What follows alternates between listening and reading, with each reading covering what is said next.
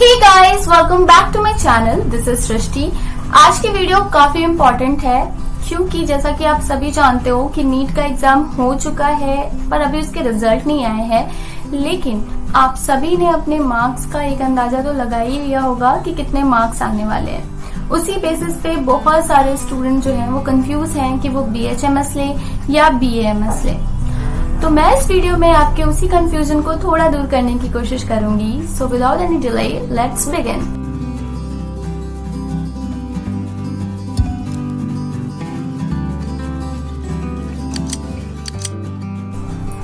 BHMS, bachelor of homeopathy medicine and surgery.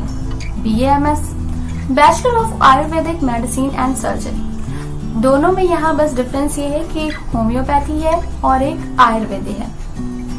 Homeopathy जो होती है उसमें आपकी जो ट्रीटमेंट होती है वो सिमिलर से होती है एंड यहाँ पे जो डोजेस दी जाती हैं पेशेंट को मेडिसिनल वो बहुत ही माइन्यूट अमाउंट में होती है, डायनामिक अमाउंट में होती है, जिसकी वजह से उसकी समझो साइड इफेक्ट होती ही नहीं है एंड इसकी मेडिसिन काफी चीप भी होती है, तो जिसकी वजह से बहुत सारे लोग इसको फॉलो करते हैं और इसमें विश्वास करते हैं क्योंकि इसकी साइड इफेक्ट नहीं होती।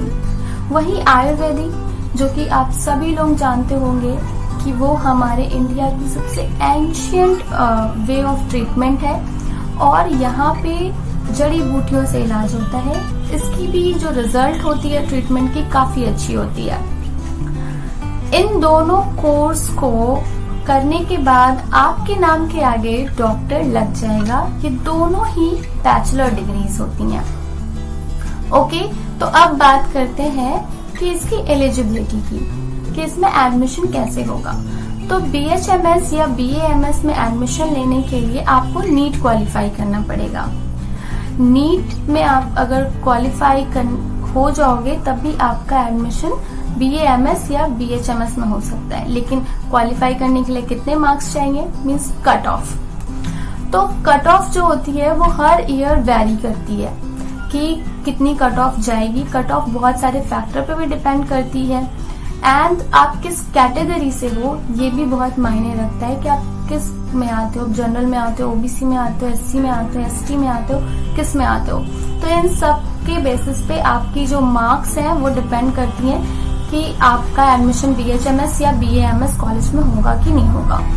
तो गवर्नमेंट कॉलेज में एडमिशन के लिए मैं एज अ जनरलाइज्ड बताऊं तो आपका एडमिशन हो सकता है 450 प्लस या 500 प्लस में आपको एक BHMS या BAMS गवर्नमेंट कॉलेज मिल सकता है। एज अ जनरलाइज्ड मैं यहाँ पे बिल्कुल कट ऑफ की डिटेल नहीं बता सकती क्योंकि वेरी करता है। और वैसे मैंने एक स्पेसिफिक वीडियो बनाई है इस ईयर कितना कट ऑफ जाएगा BHMS का, आप चाहो तो उसको चेक कर सकते हो। ओके, तो अब बात करते हैं कि अगर मैं नॉर्मली बताऊं तो BAMS की कट ऑफ थोड़ी हाई जाती है BHMS के कंपैरिजन में, बट डिपेंड करता है कि आप किस कॉलेज में एडमिशन ले रहे हो क्योंकि बहुत जो ऑल इंडिया रैंकिंग की जो BHMS कॉलेज है उसकी कट ऑफ कई बार बहुत ज्यादा हाई जाती है BAMS कॉलेज के कंपैरिजन, जैसे NIH की हो गई। तो वेरी करता है कॉलेज टू कॉलेज। ओके, सो अब बात करते हैं कोर्स ड्यूरेशन की। तो इन दोनों की कोर्स ड्यूरेशन सेम होती है MBBS की। यहाँ पे भी आपको 4.5 ईयर मीन्स 4.5 साल की आपकी स्टडी होती है प्लस 1 ईयर की आपकी इंटर्नशिप होती है। तो इंटर्नशिप में आप तो जानते हो कि हॉस्पिटल में आपको ड्यूटी देनी होती है, तो टोटल मिला के 5.5 साल हो गया। तो आप चाहो तो BHMS करो या BAMS करो, आपको उतना ही टाइम लगेगा, 5.5 साल टोटल मिला के। ओके, तो अब बात करते हैं सिलेबस की। तो इसकी सिलेबस में जो कॉमन सब्जेक्ट होती हैं वो सेम होती है MBBS की, जैसे कि anatomy, physiology, pathology, gynaecology, surgery, FMT, PSM, PM। तो ये सारी जो सब्जेक्ट्स हैं वो कॉमन सब्जेक्ट हैं जो कि आपको BHMS नहीं पढ़ना है और BAMS नहीं पढ़ना है। लेकिन यहाँ पे डिफरेंस ये है कि BHMS में सेम सब्जेक्ट होती हैं, उसका कोई नेम चेंज नहीं होता क्योंकि इंग्लिश में ही पढ़ाई होती है, इवन बुक भी सेम चलती है। और BAMS में क्या होता है कि उसका नाम थोड़ा बदल जाता है जैसे एनाटमी का नाम रचना शरीर और फिजियोलॉजी का नाम क्रिया शरीर, ऐसे करके उसका नाम जो हो वो थोड़ा डिफरेंट हो जाता है, क्योंकि मैंने जैसे बताया कि ये एंशिएंट वे ऑफ ट्रीटमेंट है तो वो संस्कृत में लिखी हुई है। तो यहाँ पे आपकी जो BA-MS के सिलेबस में फर्स्ट ईयर के सिलेबस में आपको संस्कृत भी पढ़ना होगा, क्योंकि जैसा कि मैंने बताया कि इसकी बुक्स कुछ संस्कृत में श्लोक्स लिखे हुए हैं, तो इसको जानने के लिए आपको संस्कृत आनी चाहिए, इसलिए फर्स्ट ईयर में आपको संस्कृत पढ़ना है। बट अगर आपकी संस्कृत वीक है तो उतना घबराने की बात नहीं है, क्योंकि जब आप नीट क्लियर कर सकते हो तो आप संस्कृत भी आसानी से सीख सकते हो।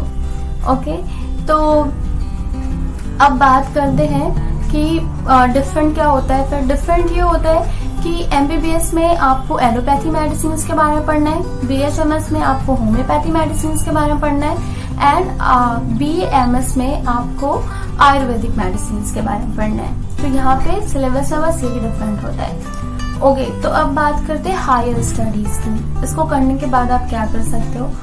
तो इसको करने के बाद चाहे वो BHMS हो या BA-MS हो, दोनों में ही आप PG कर सकते हो, आप कई सारे डिप्लोमा कोर्सेज कर सकते हो, और आप चाहो तो रिसर्च वर्क भी कर सकते हो। दोनों में ही ये ऑप्शंस है।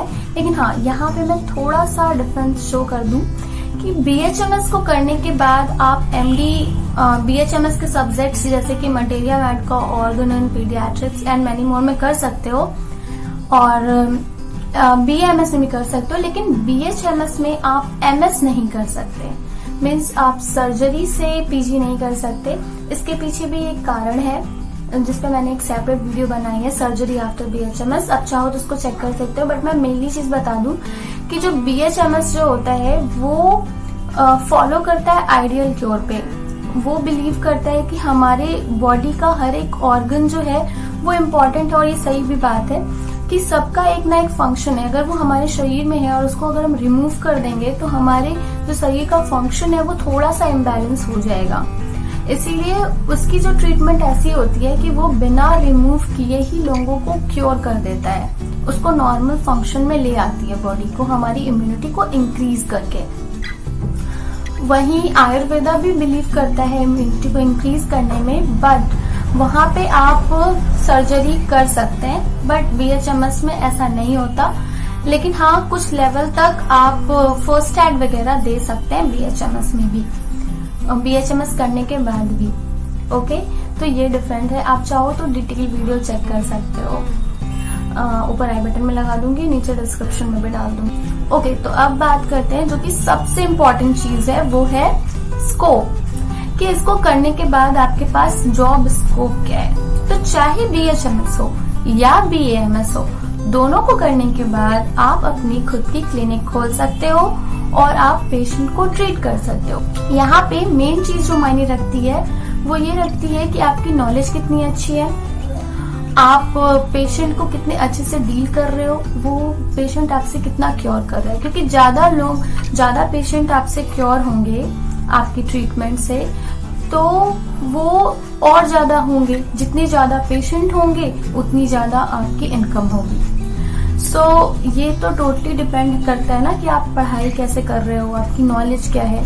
तो अगर आप जिस भी, चाहे आप BHMS करो या BA-MS करो, उसमें आप एक्सपर्ट बनने की कोशिश करो तो इनकम अपने आप होगी। एंड अगर उसके बाद बात करें गवर्नमेंट जॉब्स की, तो दोनों को ही करने के बाद आप MO के लिए एलिजिबल हो। आप MO पोस्ट के लिए ट्राई कर सकते हो, मेडिकल ऑफिसर पोस्ट के लिए, जो कि state government and central government Ayush की तरफ से इसकी वैकेंसीज निकलती हैं। और भी कई सारे डिपार्टमेंट्स होते हैं जो कि MO को ढूंढते हैं, जो कि BHMS या BA-MS से करे हुए हैं, उनको ढूंढते हैं। तो आप वहां पे ड्यूटी कर सकते हो, या फिर आप चाहो तो आप ऑन ड्यूटी डॉक्टर बन सकते हो। और भी कई सारे जॉब ऑप्शंस हैं, आप चाहो तो चेकआउट कर सकते हो। मैंने इस पे भी एक डिटेल वीडियो बनाई है, क्योंकि एक ही वीडियो में सारा कुछ बताना पॉसिबल नहीं है, क्योंकि काफी लेंदी हो जाएगा, फिर आप भी बोर हो जाओगे। सो आप चाहो तो चेकआउट कर सकते हो अर्निंग आफ्टर BHMS। एंड एक और वीडियो मैंने बनाई है कि आप उसके बाद हायर स्टडीज अगर करो तो आपके पास जॉब अपॉर्चुनिटीज क्या क्या है और आप क्या क्या हायर स्टडीज कर सकते हो। तो करियर आफ्टर BHMS आप चाहो तो उसको भी चेक कर सकते हो। ओके, सो दोनों का मैंने जैसे बताया कि दोनों में ही काफी अच्छी करियर ऑप्शंस हैं। आगे अगर आप हायर स्टडीज करो, जिस लेवल की स्टडी आप करो या डिप्लोमा कोर्सेज करो, उस फील्ड में आपकी और जॉब ऑप्शंस ब्रॉड हो जाएंगी, तो आप वो भी कर सकते हो। अब आप पूछो बेटर कौन है, क्योंकि मेन तो आपने वीडियो इसीलिए देख रहे होगे कि बेटर आपको पता चले। तो बेटर मैं अगर आपको बताऊं तो मेरे हिसाब से बेटर कोई कोर्स नहीं होता, बेटर हम उसको बनाते हैं। अगर हम अपने फील्ड में बहुत अच्छा कर रहे हैं और सामने वाला किसी दूसरे कोर्स को कर रहा है और वो सोच रहा है ये बेटर है बट मैं ज्यादा अच्छा कर रही हूँ, तो डेफिनेटली लोग कहेंगे कि मैं जो कर रही हूँ वो बेटर है, क्योंकि आप उसमें कितना अच्छा परफॉर्म कर रहे हो, आपकी कितनी इनकम हो रही है, वही उस चीज को बेटर बनाती है। तो कोशिश आप ये करो कि आप जो भी कोर्स करो, सबसे पहले तो आप खुद से पूछो कि आपको क्या पसंद है। आपको होम्योपैथिक ट्रीटमेंट पसंद है या आपको आयुर्वेदिक ट्रीटमेंट पसंद है, जिसमें आपको खुद पे बहुत ज्यादा विश्वास हो कि हाँ ये मेरे लिए ही बना है, हाँ मैं यही करना चाहता हूँ। आप उस कोर्स को चूज करो और फिर इसको चूज करने के बाद फुल्ली डेडिकेशन के साथ वही करो। डेफिनेटली आप अपने फील्ड में बहुत अच्छा करोगे। सो यहाँ पे बेटरमेंट वैसी तो कोई चीज ही नहीं आई ना।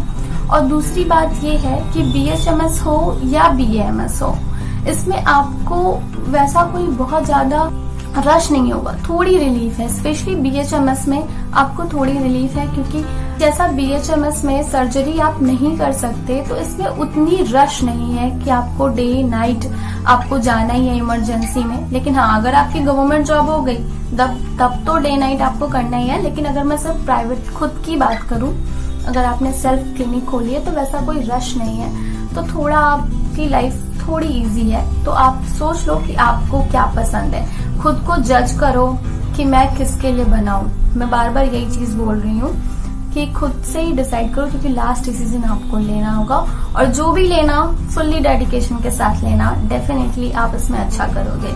ओके, तो मैंने आपको इन सब की बेसिक इन्फॉर्मेशन दे दी है। आप लेकिन कोई भी कोर्स को करने से पहले उसके लिए अच्छे से रिसर्च करना और रिसर्च करना, एंड फाइनली जो भी कोर्स लेना उसमें अपना बेस्ट करना, और वही बेस्ट आपके लिए करियर ऑप्शन होगा। ओके, तो आई होप कि आपको ये वीडियो थोड़ी हेल्पफुल लगी हो। अगर आपको ये मेरी वीडियो हेल्पफुल लगी हो, then please hit like button and share, and please subscribe to my channel. See you in my next video. Till then, bye bye, take care, thank you.